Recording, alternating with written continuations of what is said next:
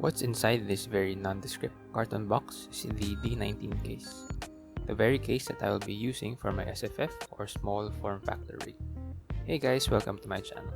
In this video, I'll be unboxing the said case and I'll be seeing just how small a 4.7 liter case actually is. The D19 case is a sandwich type case, which means that the motherboard and GPU are on opposite sides of it. That consequently means that a riser cable is needed to connect the GPU to the motherboard. And that is what's inside this smaller box. A PCIe Gen 3 riser or extension cable. The seller that I got this case from sells the riser cable separately and doesn't bundle them together.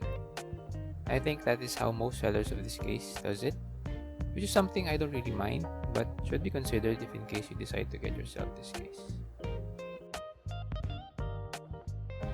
We can see here that there are no other inclusions, not even insulation, for the riser cable.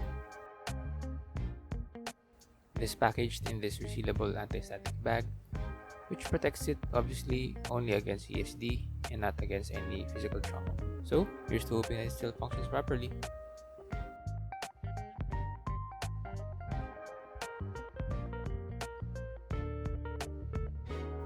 The ribbon or wire bundle seems sturdy enough, and the plastic or rubber wrap gives it enough rigidity. The ends, which have the PCIe slot and contacts, seem decent enough and doesn't look like the manufacturer cheaped out on the materials. So, enough about the riser cable, let's check out the case itself. By the way, I got this case from Lazada PH, and I'll be placing the link for that in the description of this video. It is actually imported from China, with the Lazada seller also being a Taobao seller. I'm not exactly sure how that works, how the two e-commerce platforms interface with each other, but I think it's just something worth mentioning.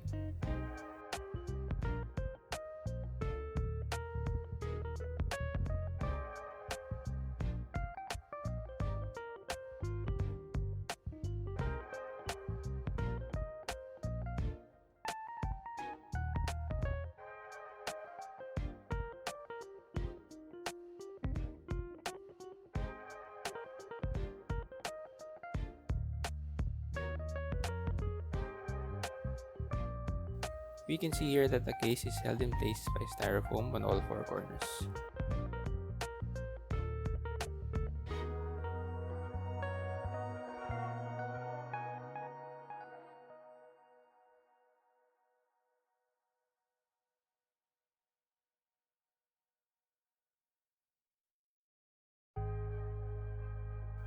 From this view, we can see the right side panel of the case, with these large holes on it.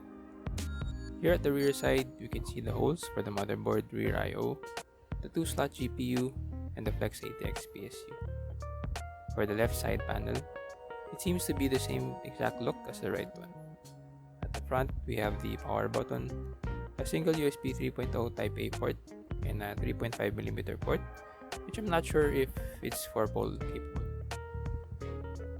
At the bottom, there are actually 4 attached feet already. And here at the top, we have more holes, taking up even more space compared to the left and right side panels. Let's now take off the panels to see the insides of the D19 case.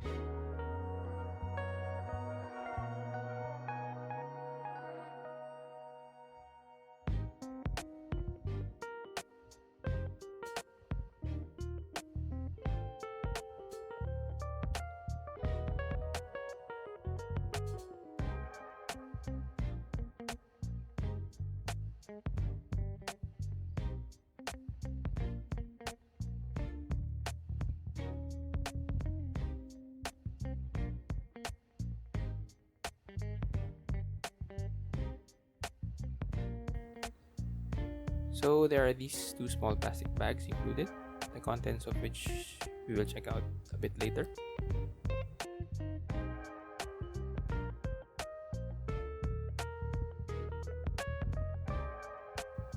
We can see the cables for the USB 3.0 Type A port and the HD audio connector. There are 4 standoffs provided and are already screwed onto the motherboard plate of the case.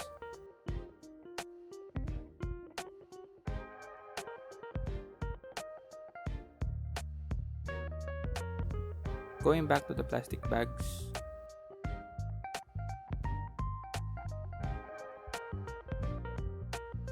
this one here contains the handle of the case.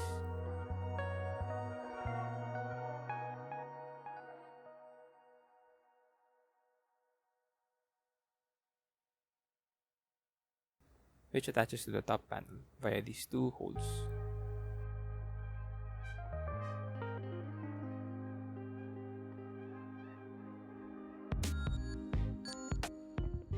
The other bag, meanwhile, contains a bunch of zip ties and screws of different sizes that are used for mounting the motherboard and for replacing the ones used on the case panels in case you misplace some of them.